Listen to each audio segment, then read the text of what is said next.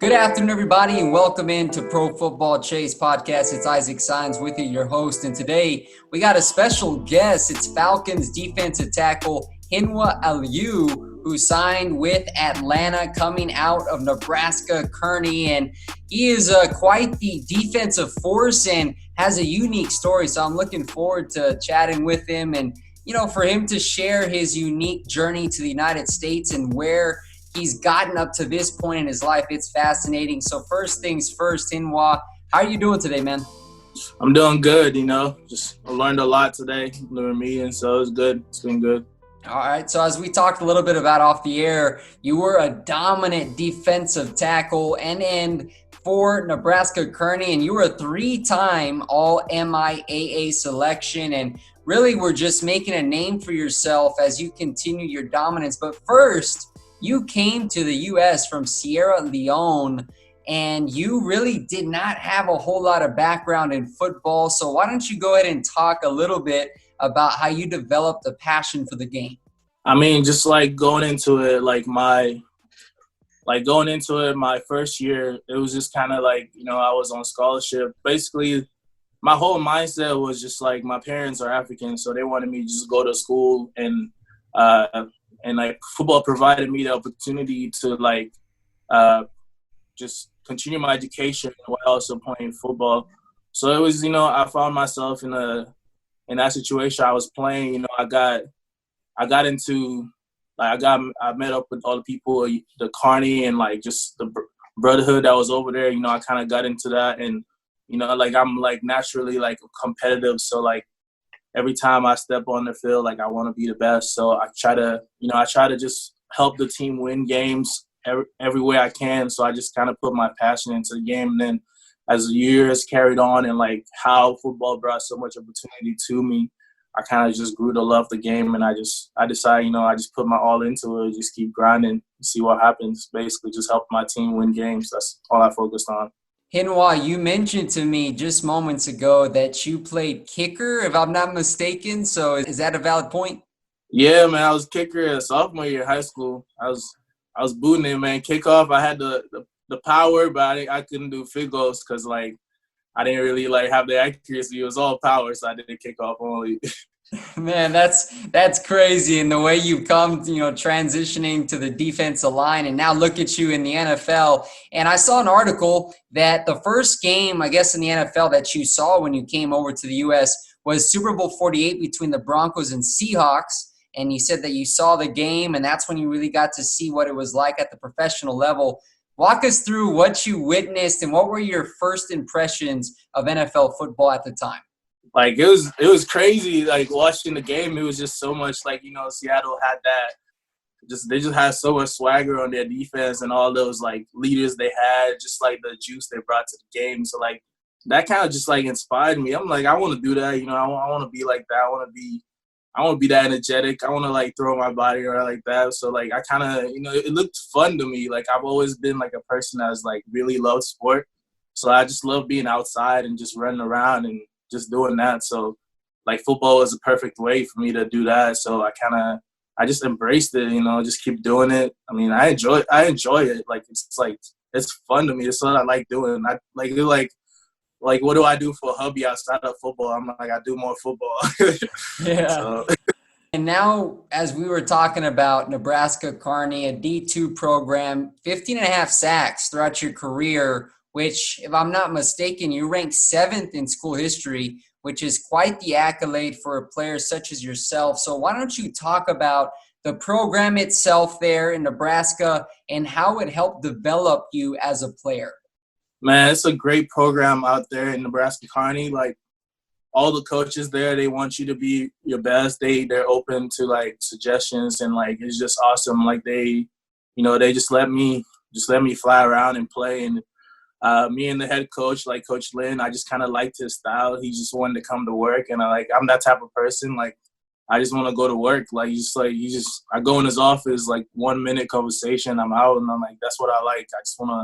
I just want to play the game, and let's not talk about it. Let's just work, and that's how I'm and that's how he was so that we had a good relationship, and D-line coach. It's like family. I'm telling you, like over there, they will treat you like family. So anybody is looking to like go to a good D2 program, that's definitely a place to go, I would say. So it's an awesome program down there.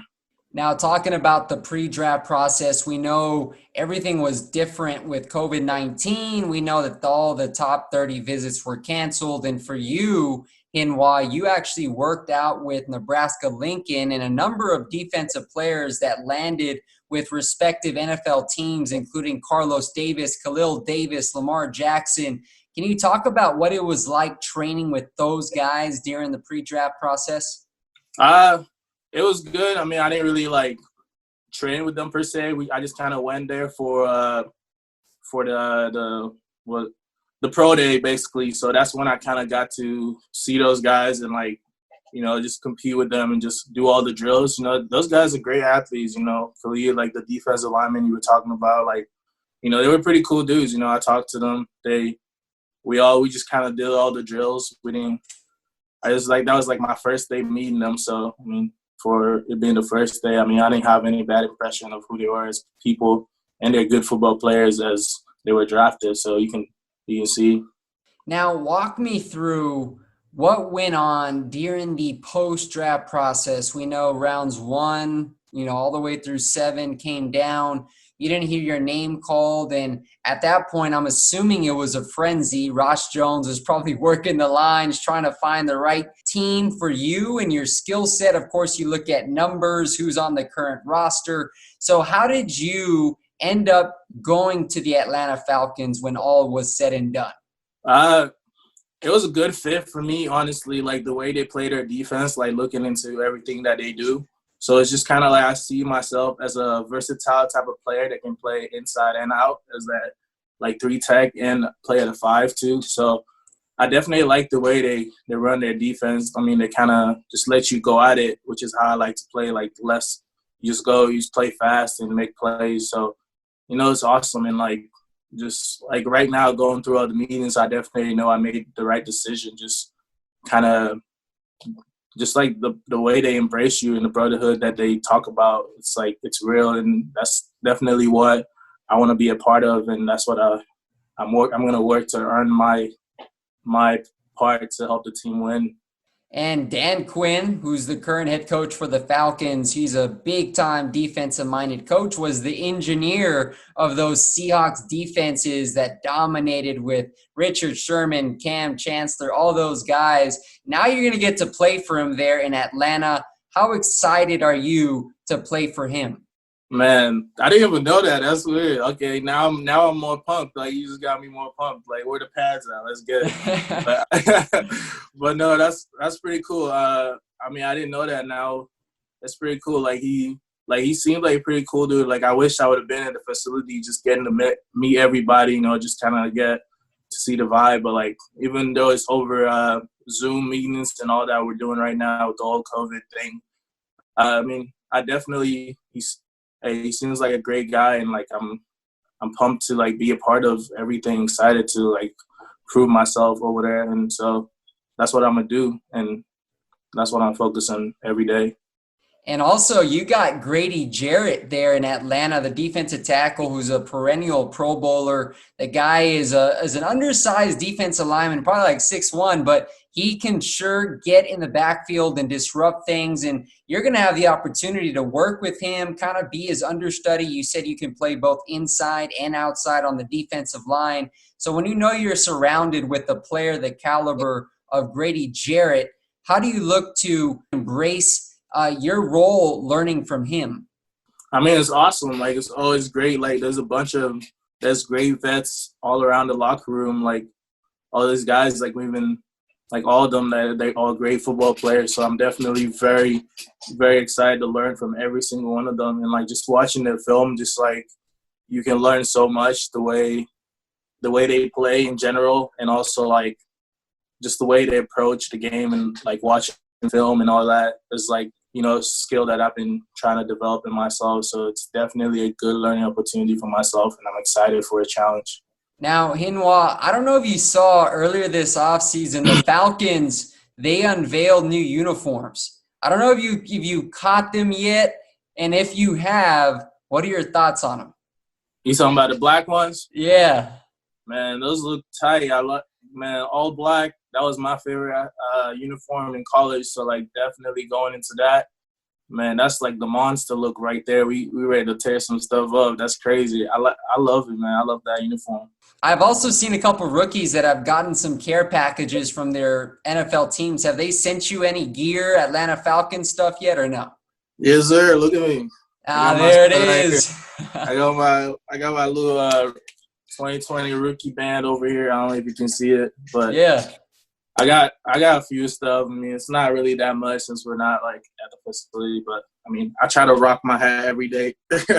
All right. Yeah, I got you, man. I figured I'd ask just to see what you had gotten from Atlanta, but you were mentioning about the virtual online workouts that you've been partaking in with Atlanta, and I'm interested to know how that has gone for you, Hinwa, because in previous years, rookies have had rookie mini camps, so you're actually present at the facility, you're hands-on with coaches. So how have you taken this different approach with these virtual meetings? I mean, it's like you can only control what you can. You can only control what you can. So at the time, we just try to work with what you have. So like with all the films they send us, we're like working techniques. So like I just try to work it outside on the field with my brother, like as much as I can. Honestly, like I can't do anything about the situation I'm in. I'm just gonna attack every day and just try to be better in whatever way I can possible. That's all I can control at this moment. So I don't really, it's just try to stay positive about the whole thing, honestly. And what does your training regimen look like right now? I mean, do you have a certain structure of workouts that you're putting in every single week? And if so, what does the process look like? Basically, like I just have like a routine of what I do like each day of how I want to.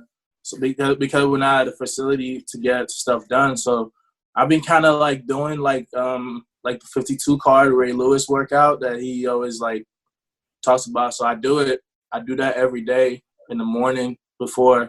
I used to do it in the afternoon, but now I'm doing it in the morning just because like I need some time to rest after meetings all day. So I try to put it in the morning so I can get it over with. So I try to take it. I work out like Monday, Tuesday, like in the afternoon. I try to do more field agility stuff and just try to do what I can. So like it definitely sucks like being at home trying to get some work in. Like I wish stuff were open so I can get but I mean the 52 car workout, I tell you, man, it burns. I tell you, it definitely works. I'll tell you that much. Hinwa, let's talk about some hobbies that you have. I mean, do you prefer any sort of outdoor activities in your off time? I mean, just playing games on Xbox or PS4 or fishing, or what do you like to do? Well, I've been playing like this game, Assassin's Creed is what I do like on my downtime. But like honestly, my free time, like I said, I literally just like I'll play basketball or like I'll do some field work because I just can't stand being indoors. Like I get like I don't know, I just don't have any energy. So like I have to do stuff. Like I have to do stuff. Like I can't sit at home not. But I play this game, Assassin's Creed Odyssey, so it's pretty good. It's what I do sometimes on my downtime. So I've been reading this book. It's pretty good. Like the David Goggins book talking about You Can't Hurt Me. So I started reading that. It's a pretty good book. So I've been into that. Okay. Yeah, it looks like you got a good balance of things, keeping your mind, your body active, which is important. And that leads me to my next question. Assuming everything clears up by July, at the end of July, hopefully we can have teams reporting for training camp, which is when things will get fun with the pads, as you talked about. So what's your mentality going to be, man? Showing up as an undrafted free agent, you know that there's going to be other players that were selected higher than you in the draft. How are you going to approach that and ultimately seek to beat them out?